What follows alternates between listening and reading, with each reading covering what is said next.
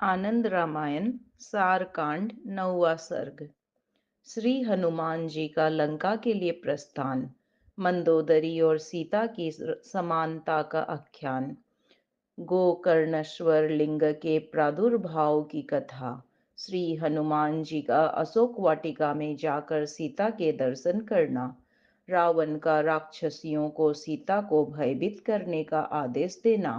हनुमान जी का अशोक वाटिका का उजाड़ना और अनेक राक्षसों का वध करना। श्री हनुमान और रावण का वार्तालाप। श्री हनुमान जी द्वारा लंका दहन। लंका की भूमि के सुवर्णमयी होने का आख्यान। गज और ग्रह की कथा। हनुमान जी का मुद्रिका लेकर वापस लौटना।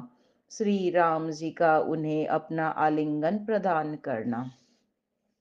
श्री शिव जी बोले, श्री हनुमान जी उड़कर आकाश मार्ग से लंका की ओर चल पड़े। उन्हें देखकर उनके बल बुद्धि के सामर्थ्य की परीक्षा करने के लिए देवताओं ने नागों की माता सुरसा को भेजा। वह शीघ्र ही जाकर उनके सामने खड़ी हो गई और फिर हनुमान जी से बोली, मैं तुम मेरे मुख में प्रविष्ट हो जाओ।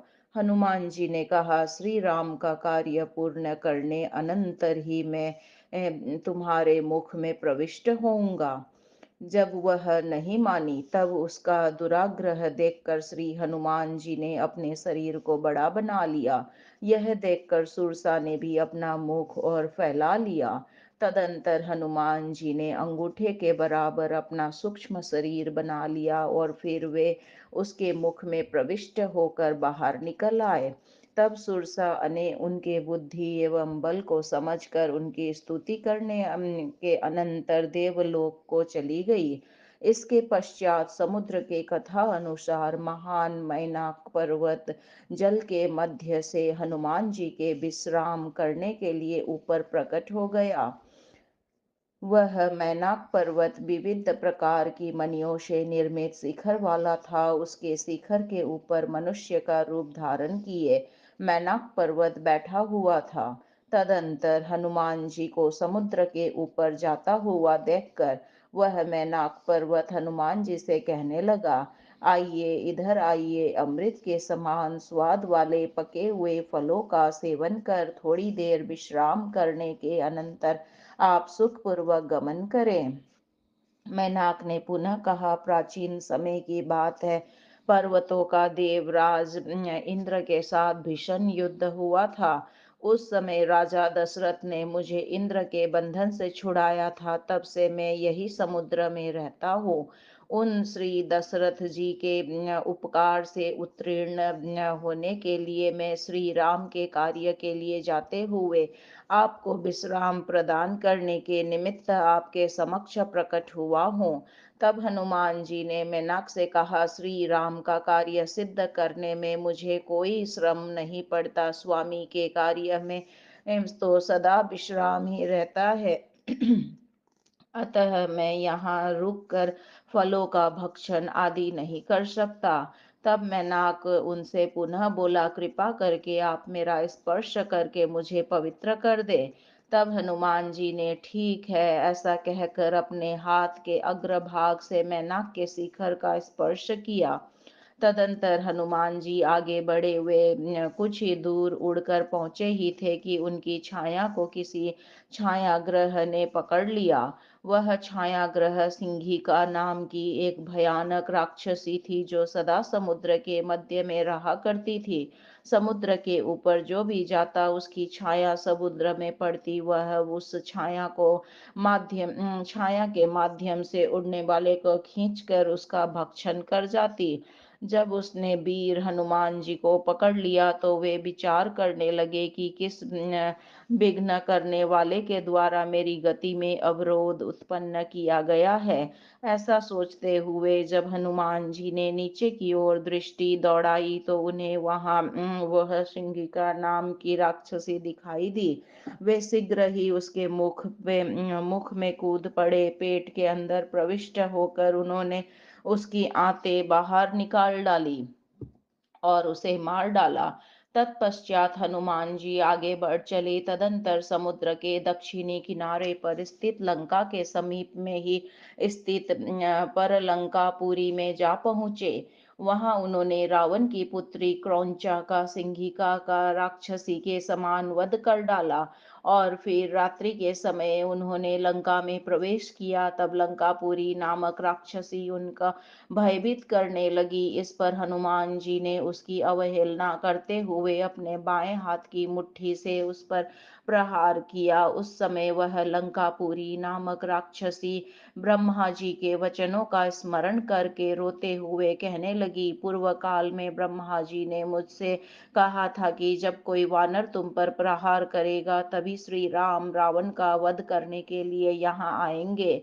आज मैंने जान लिया है कि अब राम रावण का वध करेंगे। आपने लंका को जीत लिया है। जाइए और लंकापुरी में स्थित सीता से मिलाइए। तदंतर हनुमान जी लंका नगरी को देखते हुए आगे बढ़े। उन्होंने लंकापुरी को देखा। वह अनेक गोपुरों तथा अट्टालिकाओं से सुशोभित थी। वह त्रिकुट पर्वत के ऊपर स्थित थी। चारों ओर बाजारों, गलियों तथा चौराहों से समन्वित थी। हनुमान जी चारों ओर प्रत्येक भवन में जाकर सीता को खोजने लगे।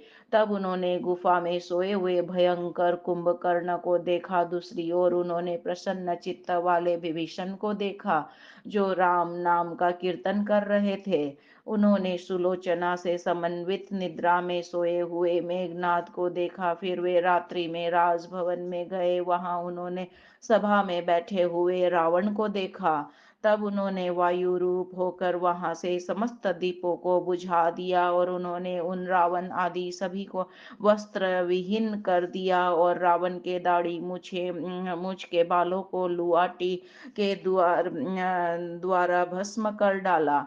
जल के घटों को फोड़ डाला और लीला करते हुए अपनी पूंछ से कई राक्षसों को भयभीत कर डाला। वे सभी अत्यंत व्याकुल होकर आपस में कहने लगे, निश्चित ही सीता आज हम पर कुपित हो उठी है। अब हम लोगों की मृत्यु निकट आ गई है। यह सुनकर हनुमान जी को मन में बड़ी प्रसन्नता हुई और फिर वे रावण के श्रेष्ठ महल में जा पहुंचे। वहां भी सीता जी को न देखकर वे उत्तम पुष्पक विमान में गए। वहां उन्होंने अनेक स्त्रियों से घिरे हुए निद्रा में मग्न रावण को देखा। वहां मंदोदरी को देखकर उन्हें क्या यही सीता है, यह इस प्रकार की शंका होने लगी। फिर लक्ष्मण जी द्वारा बताई गई पहचान मिलाई तो वह उससे मेल नहीं खाई। फिर भी मंदोदरी को सीता के समान रूप वाली देखकर उनका मन अत्यंत व्यग्र हो उठा। पार्वती बोली, राक्षसी कहीं जाने वाली मंदोदरी सीता के समान कैसे हो गई? मैंने तो यही सुना है कि संसार की सभी स्त्रियां सीता जी के अंशांश से उत्पन्न हुई है। श्री शिव जी बोले, हे देवी, इसमें जो कारण है उसे तुम सुनो। भगवान विष्णु ने सीता जी का निर्माण किया है और उन्हीं विष्णु ने पूर्व काल में मंदोदरी की भी प्रकल्पना की है। एक बार की बात है, रावण की माता के कशी ने दुखित होकर रावण से कहा, मैं जिस शिवलिंग की नित्य पूजा करती थी वह आज शेष नाग के उच्छाव से रसातल में चला गया है। अतएव तुम शिव जी से मांग कर उनका एक श्रेष्ठ आत्मलिंग मुझे प्रदान करो। अपनी माता के इस प्रकार वचनों को सुनकर अपने गान द्वारा प्रसन्न कर लिए गए और वरदान देने के लिए उद्धत मुझ शिव से रावण ने कहा, हे प्रभु, आप मुझे दो वरों को दीजिए। एक वर से आप मुझे मेरी माता के नित्य पूजने के लिए अपना आत्मलिंग और दूसरे वर से पार्वती को पत्नी रूप में मुझे प्रदान कीजिए। हे पार्वती, रावण का ऐसा वचन सुनकर मैंने तुम्हें उसे दे दिया और अपना आत्मलिंग देते हुए उससे कहा, हे रावण, इस लिंग को ले जाते समय कहीं मार्ग में भूमि पर रखोगे तो पुनः मैं उस स्थान से आगे नहीं जाऊंगा, वहीं पर निवास करूंगा। ठीक है, ऐसा ही होगा। ऐसा कहकर रावण देवी पार्वती तथा मेरा आत्मलिंग लेकर निकल पड़ा। तब उस समय तुमने भगवान विष्णु का स्मरण किया था। तदंतर भगवान विष्णु ने अपने अंग अंग में लगे चंदन आदि के द्वारा मंदोदरी नाम की सुंदर स्त्री निर्माण किया और उसे मय दानव को समर्पित कर दिया। उसे लेकर मय दानव शीघ्र ही पाताल स्थित अपने श्रेष्ठ भवन की ओर चल पड़ा। तदंतर भगवान विष्णु ने द्विज रूप धारण किया और दशानन से कहा, शिव ने तुम्हें कृत्रिम दुर्ग देकर ठग लिया है। तुम पाताल में जाओ, वहां दानवराज मय के घर में वास्तविक पार्वती को शिव ने छिपा कर रखा है। तुम स्वर्ग लोक तथा भूलोक में ही ढूंढोगे और अपना ही लोक समझकर पाताल में नहीं ढूंढोगे। इस शंका के कारण मैंने तुम्हें बता दिया है। तुम इस कृत्रिम दुर्गा को छोड़ दो और पाताल में जाकर मय के भवन में उसे प्राप्त करो और पर्वतराज पुत्री उस अत्यंत रमणीय पार्वती के साथ सुख प्राप्त करो। विप्रवेशधारी उन विष्णु का कथन सत्य मानकर दशानन रावण पुनः मेरे पास आया और हंसकर कहने लगा, मैंने आपके मनोभाव को अच्छी तरह जान लिया है। आपने कृत्रिम पार्वती को मुझे देकर वास्तविक पार्वती को रसातल में छिपा दिया है। इसे आप अपने पास ही रखिए, मैं तो उस छिपाई हुई पार्वती को ही लूंगा। ऐसा कहकर वो पार्वती को मुझे शिव को समर्पित कर रावण पाताल लोक जाने के लिए उन्मुख हुआ। मार्ग में लघु शंकाग्रस्त रावण ने उस द्विज से कहा, आप मेरे कथा अनुसार क्षण भर के लिए इस आत्मलिंग को अपने हाथों में ले ले। मैं शीघ्र ही अल्प शंका से निवृत्त होकर पुनः इसे ले लूंगा। तब द्विज वेशधारी भगवान विष्णु दशानन रावण से बोले, हे रावण, यदि तुम्हें विलंब होगा तो मैं इस लिंग को यहीं पर रखकर चला जाऊंगा। ठीक है, ऐसा कहकर रावण ने वह आत्मलिंग उनके हाथ में दे दिया। प्रिय, इधर जब रावण को वापस आने में समय अधिक लग गया तो भगवान विष्णु समुद्र के पश्चिमी तट पर उस लिंग को स्थापित कर वापस चले गए। जब रावण वापस आया तो लिंग को वहीं भूमि पर रखा हुआ देखा। यह देखकर उसने लिंग के शीर्ष भाग को हिलाया तो भूमि में प्रविष्ट उस लिंग का सिरोभाग तनिक भी नहीं हिला। सिरोभाग के दबाए हुए स्थान में कानों के छेद के समान गड्ढा हो गया और गड्ढे के द्वारा सिर भी कर्ण शंकु की भांति कृश हो गया। अतः गो पृथ्वी के कर्ण के सदृश वह लिंग भी गोकर्ण के नाम से प्रसिद्ध हो गया। तदंतर खिन्न मनस्क होकर रावण भी चुपचाप पाताल की ओर चला गया। वहां उसने दानवराज मय के यहाँ अत्यंत श्रेष्ठ मंदोदरी को देखकर मय से उसे दान देने के लिए प्रार्थना की। मय ने मंदोदरी रावण को प्रदान कर दी। तदंतर मय ने कन्या मंदोदरी का रावण के साथ विवाह संपन्न करके उसे अनेक प्रकार की भेंट प्रदान की। मय ने रावण को एक अमोघ शक्ति भी प्रदान की जो शत्रुओं का विनाश करने वाली थी। उसका उदर देश मंद सूक्ष्म देखकर रावण ने उसे मंदोदरी नाम से पुकारा। उसे प्राप्त कर रावण को अत्यंत प्रसन्नता हुई और वह उसे लेकर अपने निवास स्थान में आ गया। तदंतर माता के द्वारा धिक्कारने पर वह पुनः तपस्या करने गोकर्ण क्षेत्र में चला गया। वहां जाकर उसने तपस्या द्वारा ब्रह्मा जी से अनेक वरों को प्राप्त किया। वरदान के प्रभाव से रावण ने तीनों लोकों को अपने वश में कर लिया और लंका का राज प्राप्त किया। इसी कारण हे प्रिय, हनुमान ने लंका में रावण के समीप सोई हुई मंदोदरी को सीता के समान ही देखा। तदंतर हनुमान जी लंका में पुनः सीता की खोज करने लगे। फिर वे अशोक वाटिका में गए जो अनेक प्रकार के वृक्षों तथा महलों से सुशोभित थी। वहां उन्हें एक अत्यंत उज्जवल सिंसपा का वृक्ष दिखाई दिया। उस सिंसपा का वृक्ष के नीचे बैठी हुई अवनी पुत्री सीता को उन्होंने देखा। सीता जी ने बालों की एक चोटी बना रखी थी। वह अत्यंत कृश एवं दीन हो गई थी। उन्होंने मलिन वस्त्रों का धारण कर रखा था। वे भूमि पर लेटी हुई थी और शोक से व्याकुल होती हुई राम राम इस प्रकार से उच्चारण कर रही थी। सीता का दर्शन कर मारुति बोले, आज मैं कृतार्थ हो गया हूँ। फिर वे सिनसपा वृक्ष की शाखा से अग्रभाग में स्थित पल्लवों के बीच जाकर छिप कर बैठ गए। उन्होंने उनके शरीर पर वे आभूषण नहीं देखे जो सुग्रीव ने उनके पास देखे थे। उसी समय किलकिला शब्द करता हुआ रावण वहां आ पहुंचा। रावण ने स्वप्न में देखा कि कोई वानर लंका में आया है और उसने अशोक वाटिका में स्थित सीता को देख लिया है। राम के हाथों शीघ्र मरने के लिए मैं चलकर सीता को अपमानित करूंगा तो यह सब देखकर वह वानर मेरी करतूत को राम को बताएगा। यह सुनकर शीघ्र ही राम यहाँ आएंगे और मेरा वध करेंगे, ऐसा निश्चय करके रावण अनेक स्त्रियों के साथ प्रसन्नता पूर्वक अशोक वाटिका में गया। स्त्रियों के नुपुरों की ध्वनि सुनकर सीता अत्यंत विवल हो उठी। तदंतर रावण ने सीता से कहा, मुझे देखकर तुम लज्जित क्यों होती हो? वन में विचरण करने वाले, राज्य से हीन, मित्रजनों द्वारा परित्यक्त, पिता से रहित, सुख भोग से विहीन, तुम पर सदा निष्ठुर रहने वाले, एकांत में निवास करने वाले तथा पिंगल वर्ण की जटाओं को धारण करने वाले और वल्कल वस्त्रों को पहनने वाले उस राम को छोड़कर मुझ रावण का आश्रय ग्रहण करो।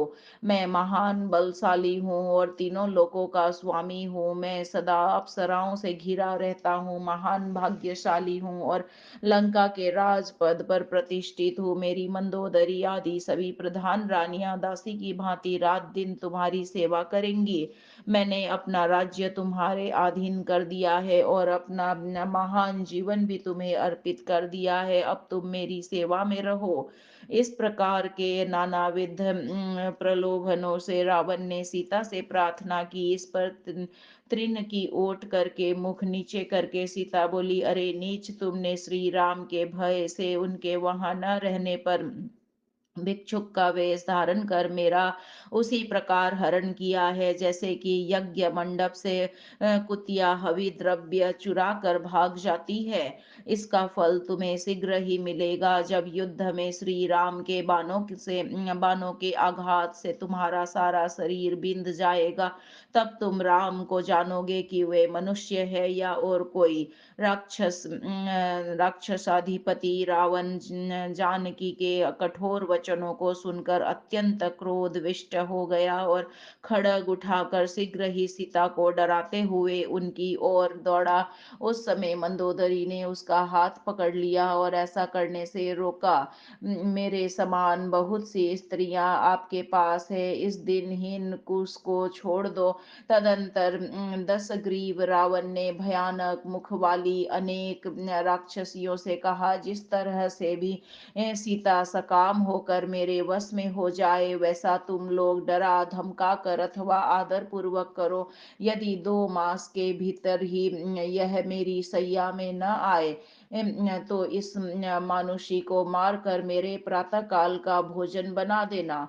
तब सीता ने पुनः रावण से कहा, बाल्य अवस्था में जब तुम पेटिका में बंद करके पहली बार मुझे यहाँ ले आए थे, तब उस समय जो बात मैंने कही थी, क्या तुम उसे भूल गए हो? उस समय मैंने कहा था, अभी तो मैं जा रही हूँ किंतु पुनः शीघ्र ही यहाँ इसीलिए आऊंगी कि भाइयों, पुत्रों तथा समस्त सेना सहित तुम्हें मार डालूं। आज अपने उसी वचन को सत्य करने के लिए मैं यहाँ दूसरी बार आई हूँ। अपने भाई बंधुओं तथा समस्त सेना सहित तुम्हें राम के हाथों मरवा कर मैं अयोध्यापुरी जाऊंगी और फिर तीसरी बार तुम्हारी पूरी लंका में पुनः आऊंगी। उस समय अपने मातामह के घर में स्थित निकुंभ पुत्र पौंड्रक तथा दूसरे द्वीप में रहने वाले शो सिर वाले रावण, जो कि पौंड्रक की सहायता के लिए लंका में आएगा, तीसरी बार आकर के उन दोनों का वध करूंगी। तदंतर अपने स्थान में जाकर मैं पुनः चौथी बार बड़े वेग से यहाँ आऊंगी और कुंभकर्ण के वीर पुत्र मूलकासुर नामक राक्षस का वध करूंगी। पुष्पक विमान से आकर मैं अपने सुतीक्ष्ण बाणों से युद्ध स्थल में उसका वध कर डालूंगी। हे रावण, पूर्व काल में जो ब्रह्मा जी ने कहा था उसका भी तुम स्मरण करो।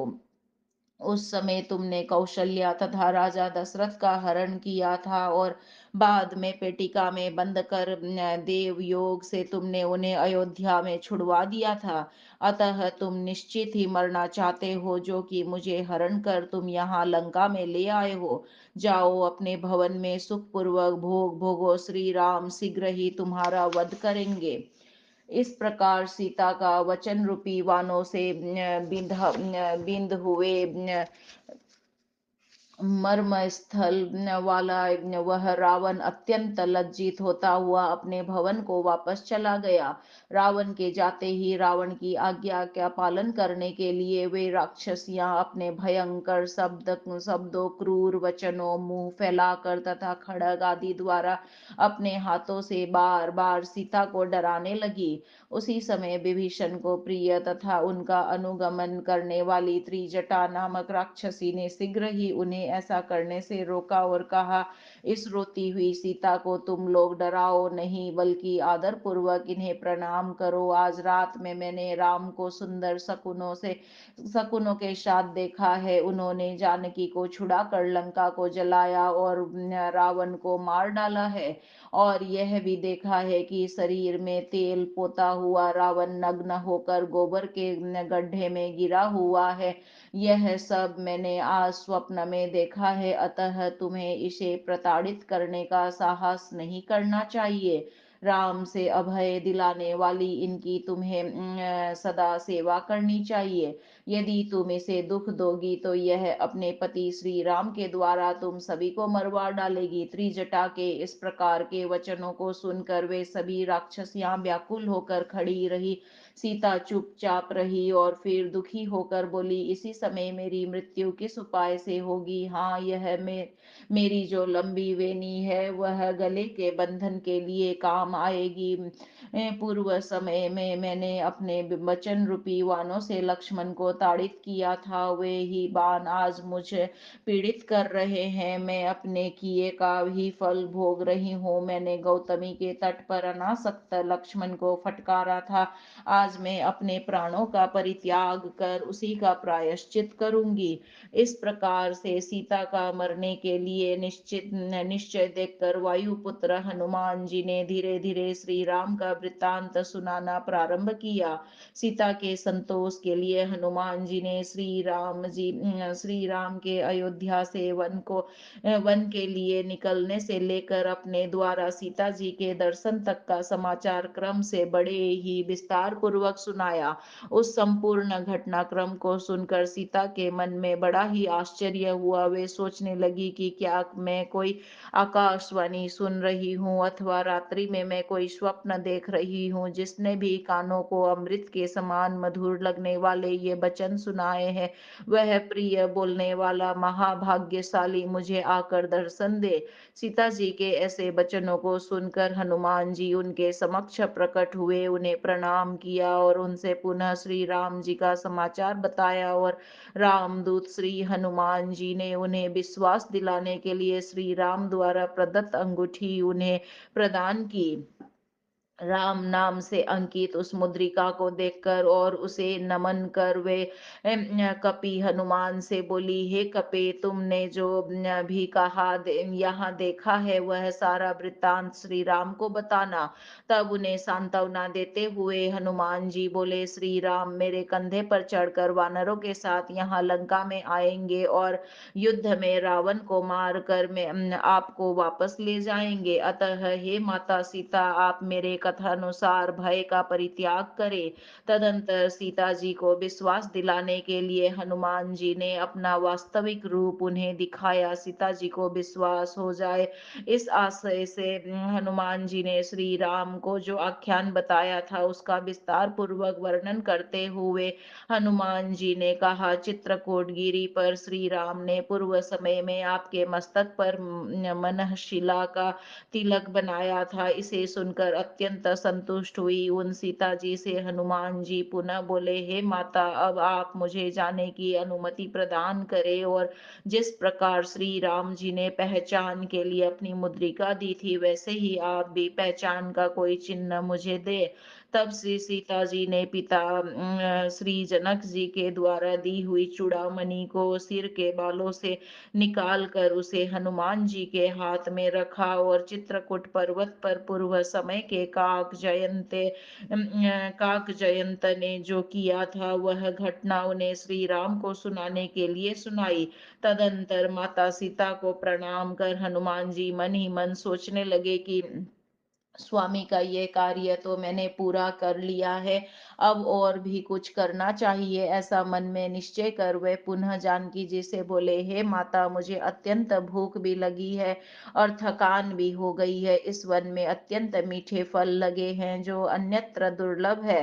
हे माते, मैं आपकी आज्ञा से इन फलों को अवश्य खाऊंगा। श्री हनुमान जी का ऐसा वचन सुनकर जानकी जी ने अपने हाथ का कंकन उतार कर उन्हें दिया और कहा, हे प्लवंगम, इस कंकन के मूल्य से तुम लंका के बाजार से फलों को खरीद लेना और फिर फल भक्षण कर पानी पीकर तुम सुखपूर्वक जाओ, परंतु इस वन के फलों को मत तोड़ना। तब हनुमान जी ने कहा, दूसरे के हाथ तोड़े हुए फलों को मैं नहीं खाता, हे माते, ऐसा मेरा नियम है। अच्छा, अब मैं जाता हूँ। प्रस्थान करते हुए मारुति को देखकर सीता ने कहा, हे पुत्र, हे कपिश्रेष्ठ, इस उपवन का स्वामी रावण है, तुमने इतनी शक्ति नहीं है, तुम्हारा उसको जीतना संभव नहीं है, तो फिर फल कैसे खाओगे? उनके ऐसे वचन सुनकर मारुति जानकी जी से बोले, हे माता, मेरे हृदय के भीतर श्री राम नाम का परम मंत्र रूपी शस्त्र है।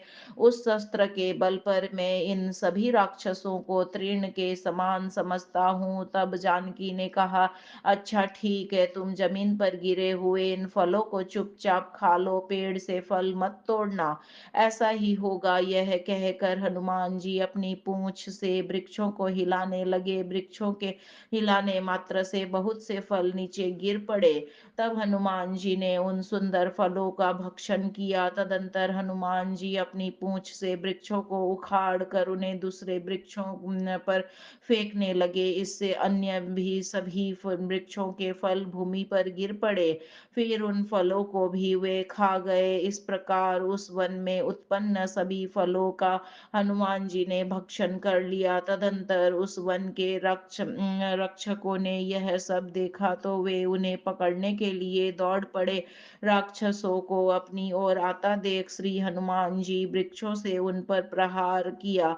फिर उन्होंने सारी अशोक वाटिका को उजाड़ डाली और क्षण भर में ही उसे वृक्षों से रहित भी बना दिया।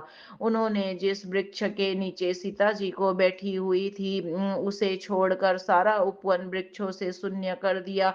सीमा पर बने हुए प्रसाद को उन्होंने तोड़ डाला, नला और क्षण भर में ही वहां के राक्षसों को मार डाला। तदंतर वे सभी राक्षसियां उन वन को उजड़ा हुआ देखकर सीता जी से पूछने लगी, यह कौन है, किसका दूत है और कहाँ से आया है? तब सीता जी ने उन राक्षसियों से कहा, अनेक राक्षस लोग स्वेच्छा से रूप धारण कर प्रसन्नता पूर्वक भूमि पर इधर उधर घुमा करते हैं, यह उन्हीं में से कोई होगा। मुझे इसकी जानकारी तब हुई जब भिक्षुक का रूप धारण कर रावण पंचवटी से मुझे हरण कर यहाँ लाया था। इसलिए तुम ही लोग इसका पता लगाओ, यह कौन है, मुझसे तुम लोग क्यों पूछती हो? सीता जी की इस प्रकार की बात सुनकर वे राक्षसियां भय से व्याकुल हो उठी और दशानन रावण से इस घटना को बताने के लिए शीघ्र ही चल पड़ी। वे राक्षसियां बड़ी शीघ्रता से सभा में स्थित रावण के पास पहुंची और उन्होंने अशोक वन में जो घटना घटी थी लड़खड़ाते शब्दों में वह सब रावण को बताया। एक बंदर के द्वारा सारी अशोक वाटिका उजाड़ दी गई, यह समाचार सुनकर रावण अत्यंत क्रुद्ध हो उठा। तब उसने वन के रक्षक जम्बू माली को बुलाकर उससे कहा, तुम 20,000 राक्षसों के साथ लेकर शीघ्र ही वहां जाओ और उस बंदर को पकड़कर यहाँ ले आओ। जो आज्ञा, ऐसा कहकर सेना सहित वे जम्बूमाली शीघ्र ही अशोक वाटिका की ओर चल पड़ा। बहुत भारी राक्षसी सेना को आता हुआ देखकर कपिवर हनुमान जी ने बड़े ही उच्च स्वर में गर्जना की। तब उन राक्षसों ने हनुमान जी पर शस्त्रों से प्रहार करना प्रारंभ किया। तब हनुमान जी ने भी उछल कर चारों ओर से क्षण भर में ही सेनापति सहित उन सभी राक्षसों को पीस डाला। उन सभी राक्षसों को मारकर हनुमान जी ने अत्यंत वेग से एक ताल का वृक्ष उखाड़ा और उससे जाम्बूमाली पर आघात किया और उसे भी मार डाला। उन सभी की मृत्यु का समाचार जानकर रावण ने पुनः 5 सेनापतियों को वहां भेजा। हनुमान जी ने लाखों राक्षसों के साथ उन 5 सेनापतियों को भी शीघ्र ही मार डाला। उन्हें भी मरा हुआ जानकर रावण ने अपने पुत्र अक्षय कुमार को वहां भेजा। हनुमान जी ने अपनी गदा द्वारा सेना सहित अक्षय कुमार का भी वध कर दिया। पुनः रावण ने अपने पुत्र इंद्रजीत मेघनाद को वहां भेजा। करोड़ों राक्षसों से घिरे हुए मेघनाद ने रथ पर आरूढ़ होकर अत्यंत तीक्ष्ण अस्त्र शस्त्रों के द्वारा हनुमान जी के साथ युद्ध करना प्रारंभ किया। तब हनुमान जी ने उस राक्षसी सेना को मारने के लिए अपनी पूंछ को एक गोल घेरा बनाया और क्षण भर में उन्होंने उन्हें पीस डाला। फिर उन्होंने एक वृक्ष उखाड़ा और उससे मेघनाद पर प्रहार किया। उस वृक्ष के प्रहार से छिन्न भिन्न हुए अंगों वाले मेघनाद एक गुफा में छिप गया। इसी बीच ब्रह्मा जी ने हनुमान जी से प्रार्थना करते हुए कहा कि आप मेरे ब्रह्मास्त्र का मान करें और उसमें बंद कर लंका में रावण के पास जाएं। ऐसा ही होगा। यह कहकर हनुमान जी ने ब्रह्मा जी की बात का मान लिया। तदंतर ब्रह्मा जी मेघनाथ के पास गए और उससे कहा, अरे मेघनाथ, तुम्हारा बल पराक्रम आज कहाँ चला गया है? जाओ, मेरे अस्त्र ब्रह्मास्त्र से हनुमान को बांध कर पिता रावण के पास ले जाओ। ब्रह्मा जी का वचन सुनकर मेघनाथ गुफा से बाहर निकला और उसने ब्रह्मास्त्र से हनुमान जी को बांध लिया और वह उन्हें लेकर रावण के पास चला आया। तब रावण के कहने पर प्रहस्त हनुमान जी से बोला, तुम कौन हो, कहाँ से आए हो और किसने तुम्हें भेजा है? सब कुछ सच सच बतलाओ। तदंतर हनुमान जी ने श्री राम का संपूर्ण समाचार विस्तार पूर्वक बतलाया और वायुपुत्र वे हनुमान जी रावण को समझाने लगे, हे रावण, तुमने मूर्खतावश अपने हृदय में श्री राम के प्रति शत्रु भावना रखी है। उसका तुम परित्याग कर दो और शरणागतों के प्रिय श्री राम का भजन करो। यदि सीता को वापस ले जाकर तुम पुत्र तथा बंधु बांधवों सहित श्री राम को नमस्कार करोगे, तब सब प्रकार के भयों से मुक्त हो जाओगे। जब तक कि नाखून और दांतों के आयुध वाले तथा सिंह के समान महान बलशाली कपीगण लंका में आकर तुम्हारा विनाश नहीं कर डालते, उन उससे पहले ही शीघ्र ही तुम सीता को उन्हें समर्पित कर दो। अब श्री राम तुम्हें मारे बिना नहीं छोड़ेंगे, चाहे तुम देवराज इंद्र के द्वारा या श्री शंकर के द्वारा रक्षित हो अथवा चाहे पाताल आदि लोकों में ही क्यों न चले जाओ, किंतु अब तुम मृत्यु से बच नहीं सकते। दुष्ट रावण ने हनुमान जी द्वारा कही गई सुभितकारी तथा पवित्र बात उसी प्रकार नहीं मानी जैसे कि मुमूर्षु व्यक्ति औषधि का सेवन नहीं करता। मारुति के इस प्रकार के वचनों को सुनकर रावण उनसे बोला, जिसने देवताओं को भी जीत लिया है, उसके बल पौरुष को तूने अभी देखा नहीं है, इसीलिए व्यर्थ ही बकवाद करते हो। सुनो, मैं तुम्हें कुछ बताता हूँ। मैंने ब्रह्मा जी को पांचांग का पाठ अर्थात एक सामान्य गणक बना दिया था। इस सूर्य को अपना द्वार रक्षक बना दिया है, चंद्रमा को मेरा छत्र धारण करने वाला बना दिया है, वरुण को जल भरने वाला, वायु को झाड़ू लगाने वाला, अग्नि को वस्त्रों की सफाई करने वाला तथा सचिपति इंद्र को माली का काम में लगा दिया है। यमराज दंड धारण कर द्वार पर रक्षक के रूप में रहता है। देवताओं की स्त्रियां मेरे यहाँ दासी का काम करती है। मैंने मार्तंड को नाई के एवं गणपति को पशुओं का रक्षक बना रखा है। मंगल आदि सभी नौ ग्रह मेरे सिंहासन पर चढ़ने के लिए सीढ़ियों के रूप में स्थित हैं। षष्ठी देवी को मैंने शिशुओं की रक्षा कार्य के लिए लगा रखा है। मैंने कैलाश पर्वत को हिला दिया था, कुबेर पर मैंने विजय प्राप्त कर ली है। प्लवंग मुंह में अधम है, दुष्ट बुद्धि वाले वानर, तू मेरे आगे निर्भय बनकर कैसे बकवाद कर रहा है। वह ऐसा बनवासी राम मेरे सामने क्या चीज है, मैं उसे नराधम को सुग्रीव सहित मार डालूंगा।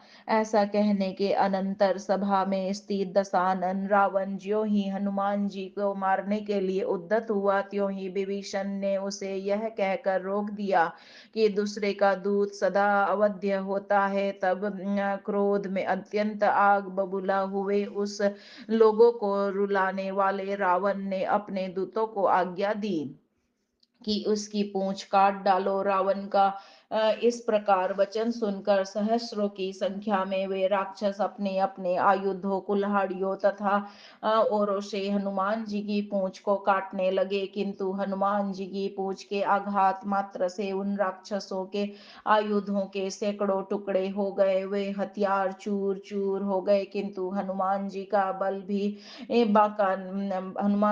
बाल भी बांका नहीं हुआ। यह देखकर रावण हनुमान जी से बोला, जो वीर पुरुष होते हैं वे अपनी मृत्यु के उपाय को भी छिपाते नहीं। अतः साफ साफ बता दो कि तुम्हारी पूंछ कैसे नष्ट होगी। तब हनुमान जी ने अपने अमर होने की बात उसे बताई, किंतु रावण ने उसे झूठ माना और कहा, सत्य सत्य बतलाओ। तब हनुमान जी क्षण भर के लिए विचार करने लगे कि अग्नि मेरे पिता के मित्र है, अतः अग्नि से मुझे भय नहीं है, अतः मैं अपनी पूंछ जलवा कर लंका को दग्ध कर डालूंगा। यह निश्चय कर सभा में स्थित उस रावण से हनुमान जी ने कहा, मेरी पूंछ आग से जल जाएगी, इसमें कोई संशय नहीं है। उनकी ऐसी बात सुनकर रावण ने अपने सेवकों को आज्ञा दी कि प्रयत्न पूर्वक इसकी पूंछ में आग लगाकर लंका में सभी को इसे दिखा दो, ताकि इसको देखकर मेरी सभी शत्रुओं को मेरा भय लगने लगे। वे राक्षस वैसा ही करने लगे। उन्होंने तेल में भिगोए गए सन के कपड़े तथा अन्य वस्त्रों से उनकी पूंछ लपेटनी प्रारंभ की, तो पूंछ बढ़ने लग गई। वह जब वस्त्र कम पड़ गए तो कपड़ों के बाजार से वस्त्रों के गोदामों से लूटकर वे वस्त्र लाए, किंतु तब भी पूरी पूंछ वस्त्र में लपेटने में समर्थ नहीं हुई। वस्त्र कम पड़ गए। तब रावण की आज्ञा से वे राक्षस लंका में निवास करने वाले सभी स्त्री पुरुषों के वस्त्र बलपूर्वक हरण कर लाए और सभी को वस्त्र विहीन बना दिया। उन वस्त्रों से पूंछ लपेटी तो पूंछ भी बाकी ही रही। तदंतर राक्षसों ने सैया के मंडपों के, स्त्रियों के कुछ कंचुकियों के और पुरुषों के वस्त्र तथा पूर्ववासियों और राज घराने से भी वस्त्र लाकर पूंछ में लपेटा, किंतु तब भी पूंछ पूरी लपेटी नहीं जा सकी। तब सभा में उपस्थित जनों के तथा राजा के वस्त्रों से पूंछ को लपेटा, किंतु वस्त्र तब भी कम पड़ गए। फिर उन्होंने ध्वजा, पगड़ी, पताका आदि और ब्राह्मणों के वस्त्रों, मंदोदरी आदि रानियों के वस्त्र, भिक्षुकों के वस्त्र, हनुमान जी की पूंछ को लपेटा, तब भी पूंछ बाकी रह गई। फिर वे राक्षस सीता का वस्त्र लेने के लिए दौड़े। हनुमान जी ने जब यह देखा कि राक्षस सीता के पास जाने वाले हैं, तो उन्होंने शीघ्र ही अपनी पूंछ को पूरा वस्त्रों से लपेटा हुआ दिखा दिया और पूंछ को बढ़ाना बंद कर दिया। तदंतर प्रत्येक घर में वस्त्र के निमित्त तेल लेने के लिए कोलाहल होने लगा। राक्षस प्रत्येक घर से तेल, घृत आदि ज्वलनशील स्निग्ध द्रव्यों को हरण कर ले आए। लंका में रात में दीप जलाने के लिए न तो तेल बचा, न बालकों के लिए गृह थी बचा। तदंतर धोकनी से धोख कर उन राक्षसों ने आग जलाई, किंतु हनुमान जी की पूंछ जली नहीं। तब हनुमान जी बोले, यदि लज्जित हुआ रावण अपने मुख की फूंक से अग्नि जलाए तो यह जल उठेगी। हनुमान जी की यह बात सुनकर रावण आगे आया, और ज्यों ही उसने मुख से फूंक मारी त्यों ही अग्नि प्रज्वलित हो उठी, और हनुमान जी की पूंछ की प्रदीप्त ज्वाला से रावण के सिर के तथा दाढ़ी मूछ के बाल जल गए। तब घबरा कर रावण अपने विशो हाथों से अपनी बालों की अग्नि को बुझाने लगा। यह देखकर सभी राक्षस हंस पड़े। हनुमान जी को भी हंसी आ गई। यह देखकर रावण अत्यंत क्रुद्ध हो उठा और अपने दूतों से बोला, इस बंदर को यहाँ से दूर ले जाओ। तब वे दूत हनुमान जी को लेकर पूरी लंका में चारों ओर घूमने लगे। उन दूतों ने जंजीरों से उन्हें बांध कर इधर उधर घुमाया। अनेक प्रकार के वाद्यों के निनाद के साथ तथा कोलाहल करते हुए हाथों में शस्त्र लिए राक्षस उनको घेर कर चल रहे थे। इस प्रकार दिन में सारी लंका को भली भांति देखकर हनुमान जी ने सायंकाल के समय अत्यंत सूक्ष्म रूप धारण कर लिया, और वे उस बंधन से मुक्त होकर उड़ चले। उस समय तक ब्रह्मास्त्र का बंधन भी छूट गया था। तब वे लंका के पश्चिमी द्वार पर आए, और उन्होंने वहां का फाटक तोड़ डाला एवं द्वार की रक्षा में जो नियुक्त राक्षस थे उन्हें मार डाला। अपने साथ में जो राक्षस चल रहे थे उनको भी मार गिराया। फिर उन्होंने वहां के महलों को अपनी पूंछ की आग से जला डाला। इस प्रकार उन्होंने सारी लंका जला डाली। उस समय प्रत्येक महल से कोलाहल की ध्वनि होने लगी। वहां की स्त्रियां अपने बालकों को सोता हुआ छोड़कर घर से बाहर भाग चली। उनके वस्त्रों एवं बालों में आग लगी हुई थी। वे अपने प्राणों की रक्षा के लिए इधर उधर भागने लगी। हनुमान जी ने क्रम क्रम से रावण आदि सभी राक्षसों के महल जला डाले। उन्होंने रावण की सारी सभा जला डाली, और वे अपनी पूंछ से राक्षसों को मारने लगे। राक्षस जलने लगे। वे अपने मुखों से अनेक प्रकार के शब्द निकालने लगे। तदंतर रावण अत्यंत क्रुद्ध हो उठा, और वह बहुत से राक्षसों को साथ लेकर हनुमान जी के साथ युद्ध करने निकल पड़ा। उन सब को हनुमान जी ने एक फटक उखाड़ कर उसी के आघात से मार डाला, और करोड़ों राक्षसों को अपनी पूंछ में बांध कर खेल खेल में उस पूंछ से रावण के मस्तक पर प्रहार किया। इस प्रकार हनुमान जी ने क्षण भर में रावण की त्वचा को जला डाला। अपने पिता रावण को भूमि पर गिरा हुआ तथा अन्य बहुत से राक्षसों को भस्म हुआ देखकर अपनी रक्षा के लिए इंद्रजीत मेघनाथ एक गुफा में छिप गया। उस समय हनुमान जी ने लक्ष्मण जी की प्रसन्नता के लिए मेघनाथ को जीवित छोड़ दिया, मारा नहीं। इस प्रकार से सभी पर विजय प्राप्त करके गोपुरों तथा अट्टालिकाओं से सुशोभित संपूर्ण लंका को भस्म करके हनुमान जी श्रेष्ठ सागर के समीप में गए। वहां समुद्र के किनारे अपनी लंबी पूंछ को रख करके जल जंतुओं की रक्षा करते हुए समुद्र की शीतल तरंगों से अपनी पूंछ की आग को बुझाने लगे। धुएं के कारण अपने गले में जमी हुई श्लेष्मा को भी उन्होंने समुद्र में ही छोड़ दिया। तदंतर थोड़ी देर चुपचाप स्थित होकर सीता के विषय में सोचने लगे, और वे संपूर्ण लंका के साथ ही सीता भी जल गई होगी यह सोचकर अपनी छाती पीटने लगे। वे सागर के किनारे खड़े होकर अपनी ही निंदा करने लगे और कहने लगे, अपने स्वामी की स्त्री को जलाने वाले मुझ मूर्ख वानर को धिक्कार है। श्री राम को प्रीति प्रदान करने वाली जानकी की को निश्चित ही मैंने जला डाला है। मुझ अविवेकी के लंका दहन करने से पूर्व इस बात का विचार ही नहीं किया था। आज मैं अपनी पूंछ से गले में बंधन लगाकर आत्मघात कर लूंगा। श्री राम को अपना निंदनीय मुख में कैसे दिखाऊंगा।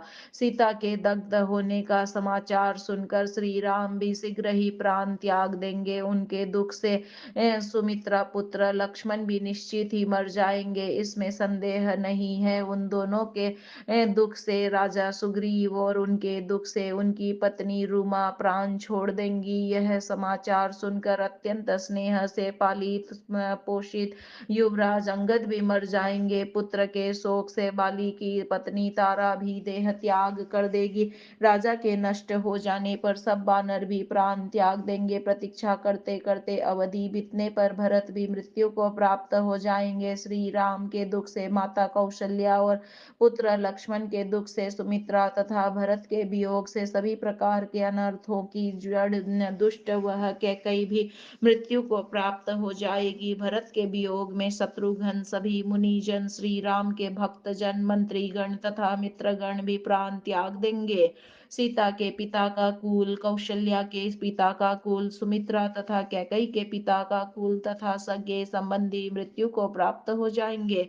राजकुल के नष्ट हो जाने पर संपूर्ण प्रजा स्वेच्छाचारिणी हो जाएगी। तब निश्चित ही स्थावर जंगम सब प्राणी विनष्ट होने लगेंगे। जब भूमि के सब प्राणी नष्ट हो जाएंगे तब देवलोक में निवास करने वाले वे देवता तथा पितृगण हवनीय द्रव्य तथा श्राद्ध पिंडदान आदि से रहित होकर मरे हुए के समान हो जाएंगे। इस प्रकार असमय में ही प्रलय की स्थिति देखकर और अपने द्वारा रची गई संपूर्ण सृष्टि का विनाश देखकर पश्चाताप करते हुए विधाता भी मृत्यु को प्राप्त हो जाएंगे। इस प्रकार निश्चित ही संपूर्ण ब्रह्मांड विनष्ट हो जाएगा, इसमें संशय नहीं है। इस संपूर्ण विनाश का कारण पूर्व में ब्रह्मा जी ने मुझे ही बनाया है, ऐसा कहते हुए तथा अत्यंत खेद करते हुए हनुमान जी देह त्याग के लिए उद्यत हो उठे। हनुमान जी का ऐसा निश्चय देखकर अत्यंत हर्ष प्रदान करने वाली आकाशवाणी हुई, हे कपे खेद न करो, जानकी दग्ध नहीं हुई है। हे वे कुशल से है, उनसे मिलकर तुम शीघ्र ही रघुदह श्री राम के पास जाओ। उस आकाशवाणी को सुनकर मिलने के लिए अत्यंत तीव्र गति से अशोक वाटिका की ओर चल पड़े। उसी समय हनुमान जी की लंका की कुछ भूमि सुवर्णमयी दिखाई दी। शंकर जी बोले, हे पार्वती, इसका कारण मैं बताता हूँ, तुम सुनो। हे देवी, पर्वतों में श्रेष्ठ त्रिकूट नाम का एक विख्यात पर्वत था। वह चारों ओर से क्षीर सागर से घिरा हुआ था। वह पर्वत अत्यंत श्री से संपन्न तथा 10,000 योजन ऊंचा था। उतना ही वह विस्तार में भी फैला हुआ था। वह त्रिकुट नामक पर्वत सुवर्ण, लोह तथा रजतमय अपने 3 शिखरों से दिशाओं तथा आकाश को व्याप्त किए हुए था। उस समुद्र के समीपवर्ती पर्वत की तलहटी में महात्मा भगवान वरुण का एक उद्यान था, जिसका नाम ऋतुमान था। वह देवताओं की स्त्रियों का क्रीड़ा का स्थान था। उस उद्यान में सुवर्ण कमलों से सुशोभित एक विस्तृत सरोवर था। वह सरोवर कुमुद, रक्त कमल, कलहार तथा शतपत्र आदि पुष्पों की शोभा से संपन्न था। कृतज्ञ हिंसक तथा नास्तिक जनों को वह सरोवर दिखलाई नहीं देता था। उस तालाब के जल के भीतर दुष्ट आत्मा अत्यंत भयंकर आकृति वाला तथा गजेंद्र को भी ग्रस लेने वाला एक अत्यंत बलशाली एवं दुर्धर्ष ग्राह रहता था। एक बार की बात है, अपने उज्जवल दांतों की कांति से श्वेत मुख दिखाई देने वाला गजों का अधिपति एक गजराज प्यास से व्याकुल हो हाथीनियों से घिरा हुआ उस सरोवर के पास आया। प्यासा होने के कारण पानी पीने की इच्छा से वह गजराज उस जल में उतरा। जब वह जल पी रहा था, उसी समय वह ग्राह उस गजराज के समीप आ पहुंचा। हाथियों के झुंड के बीच में स्थित उस कमलों से आवृत सरोवर में उस अत्यंत भयानक तथा महान बलशाली ग्राह ने हाथी को पकड़ लिया। हाथी अपने को सरोवर में के किनारे की ओर खींचने लगा और ग्राह उसे जल के भीतर ले जाने के लिए खींचने लगा। गजराज के साथ हाथिनियां यह सब देख रही थी और दारुण चित्कार कर रही थी। वह जल में छिपा हुआ ग्राह हाथी को कमल वन के अंदर खींच ले गया। तदंतर बलवान ग्राह के द्वारा बड़े वेग पूर्वक खींचे जाते हुए उस अत्यंत आतुर युद्धपति गज को देखकर हथिनियां असहाय हो चित्कार करने लगी और दूसरे हाथी भी पैर पकड़े हुए उस हाथी को खींचने में समर्थ न हो सके। दिव्य 1000 वर्षों तक गज और ग्राह का दारुण युद्ध होता रहा। अंत में दृढ़ तथा अत्यंत कठोर नाग पाशों के द्वारा तथा वरुण पाशों के बंधन में बांधकर उस गजराज को ग्राह ने प्रयत्न शून्य बना दिया। तब अत्यंत ऊर्जा संपन्न तथा महान शक्तिशाली होने पर भी वह हाथी बंधन में पड़कर जोर जोर से चित्कार करने लगा। उस भयंकर प्रयत्न करने वाले ग्राह के द्वारा पकड़ा गया वह हाथी अत्यंत व्यथित एवं निराश हो गया। वह अत्यंत कष्टों में पड़ गया। तब उसने मन ही मन श्री हरि का स्मरण किया।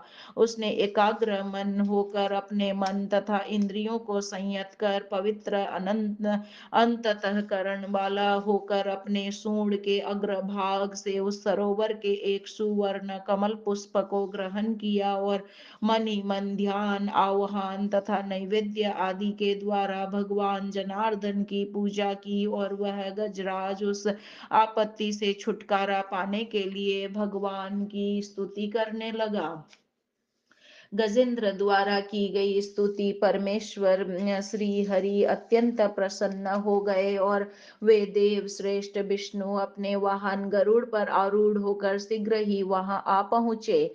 अप्रमेयात्मा मधुसूदन ने शीघ्र ही ग्राह के द्वारा पकड़े गए उस गजेंद्र को तथा ग्राह को जलाशय से बाहर निकाला और उन माधव ने जल में निवास करने वाले उस ग्राह को अपने सुदर्शन चक्र के द्वारा काट डाला और शरणागत गजेंद्र को पाशों से मुक्त कर दिया। वह हाथी पूर्व जन्म में पांड्यवंशी इंद्रद्युम्न नामक एक विख्यात राजा था। एक बार वह तपस्या में निरत रहकर ध्यान में स्थित हो गया। उसी समय कुंभ योनि महर्षि अगस्त्य जी अपनी इच्छा से इधर उधर भ्रमण करते हुए राजा के समीप जा पहुंचे। राजा ध्यान में निमग्न था, अतः वह मुनि के आगमन को जान नहीं सका। यह देखकर मुनि अगस्त्य जी ने उसे शाप देते हुए कहा, हे राजन, मुझे देखकर तुम अपने आसन से उठ खड़े नहीं हुए। तुम तपस्या के मद में उन्मत्त हो गए हो, इसी कारण मुझे आया जानकर भी तुम उठे नहीं। अतः जाओ, शीघ्र ही तुम वन में मदोन्मत्त हाथी हो जाओ।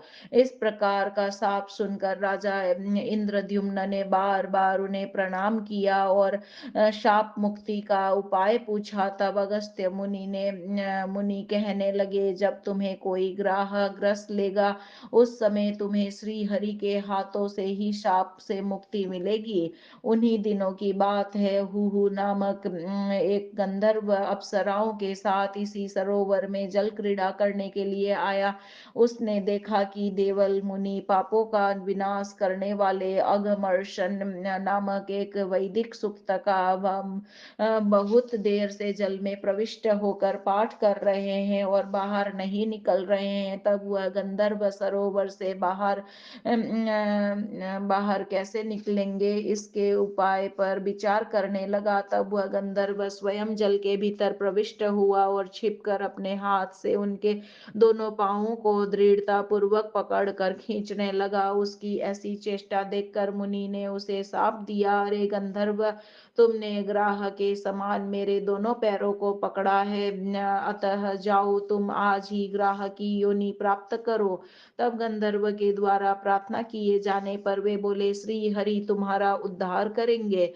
इस प्रकार से राजा इंद्रद्युम्न और गंधर्व हुहु वे दोनों अत्यंत संकट में पड़ गए थे। श्री हरि ने शाप से उनका उद्धार किया और उन्हें फिर वे अपने धाम ले गए।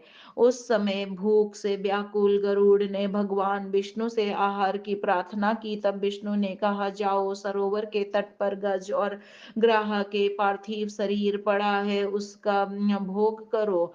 गरुड़ पुण्य सरोवर के पास गया तो उन्होंने उन पार्थिव शरीरों के समीप भ्रूभंग नामक एक गरुड़ राज को देखा। खगेश्वर विष्णु वाहन गरुड़ ने उसे मार डाला और वे एक पैर से उस भूभृंग नामक गरुड़ को और और दूसरे पैर से गज और ग्राह के पार्थिव शरीर को पकड़कर पवित्र स्थान की खोज करने लगे, ताकि वहां उनका भक्षण कर सके। उसी समय उन्हें क्षीर सागर में सुवर्णमय एक सुंदर वृक्ष दिखलाई पड़ा। वह लंबाई तथा चौड़ाई में और ऊंचाई में 1000 योजन विस्तार वाला था।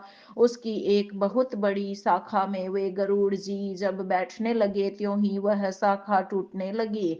उस शाखा पर नीचे मुख किए हुए 60,000 बालखिल्य नामक ऋषिगण दीर्घ काल से तपस्या कर रहे थे। शाखा के साथ उन ऋषियों को भी गिरता हुआ देखा तो उनके शाप से सशंकित हुए गरुड़ जी ने अपनी चोंच से उस शाखा को ऊपर उठा लिया और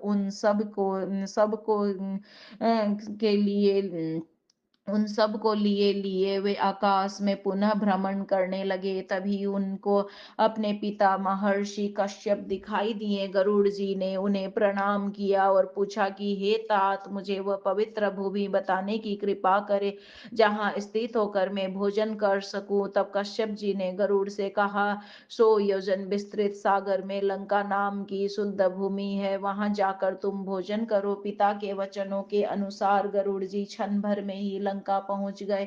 अपने ऊंचे पंखों पर उन ऋषियों को स्थित करके वे प्रसन्नता पूर्वक गज और ग्राह के कलेवर का भक्षण करने लगे। गरुड़ जी द्वारा उन गज और ग्राह के अस्थियों के द्वारा वहां 3 पर्वत शिखर प्रकट हो गए। वहीं अस्थिजन्य पर्वत लंका में त्रिकुट नाम से प्रसिद्ध पर्वतराज हो गए। गरुड़ ने उन्हीं 3 शिखरों पर उस शाखा को रख दिया और वे वापस चल गए। वहीं पर तपस्या करके वे बालीखिल्य ऋषिगण भगवान विष्णु के पास परम पद को प्राप्त हुए। लंका में उन तीनों शिखरों पर गरुड़ जी द्वारा रखी गई वह विशाल शाखा पाषाणों से समन्वित विशाल शिला हो गई है, किंतु राक्षस गण इस बात को जानते नहीं थे। जब हनुमान जी ने लंका को जलाया तो वह शिला द्रवीभूत होकर राक्षसों का मर्दन करती हुई नीचे गिर पड़ी। उसी स्वर्णमय रस के कारण लंका की भूमि सुवर्णमयी हो गई। यह अद्भुत घटना देखकर आश्चर्यचकित होकर हनुमान जी शीघ्र ही अशोक वन में सीता जी के समीप चले आए। वहां अशोक वाटिका में सीता जी को देखकर कपि श्रेष्ठ हनुमान जी कहने लगे, हे माते, आप मेरे कंधे पर स्थित होकर चले और आज ही श्री राम का दर्शन करे। वे बोली, कोई अन्य मुझे मुक्त करे, इस बात को श्री राम सहन नहीं कर पाएंगे, अतः तुम अंगूठी ले जाकर श्री राम को समर्पित कर दो। ऐसा कह करके जानकी जी ने हनुमान जी के हाथ में राम नाम से अंकित वह मुद्रिका दी।